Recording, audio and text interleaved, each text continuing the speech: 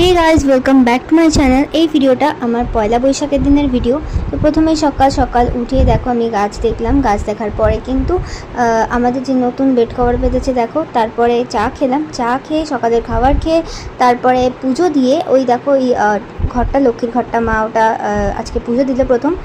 তারপরে আবার চা খেলাম। চা খেয়ে দেখো আমি এখন লাঞ্চ করছি। আর লাঞ্চে কিন্তু আজকে বিশাল একটা মেনু ছিল। এরপর কিন্তু বিকেল নয়, এই 8টা-9টা নাগাদ আমি আর মা বেরিয়েছিলাম হালখাতা করতে।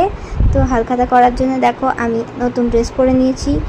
আর আমি আর মা প্রথমে গেছিলাম বিশালে, এরপরে বিশাল থেকে আমার একটা জামা কিনে তারপরে এই দেখো বাটারফ্লাই তারপর বাড়ি যাইনি, এরপরে আমরা সেই সোনার দোকানে গেছিলাম। তো এই দাদাটার দোকানে আমরা গেছিলাম।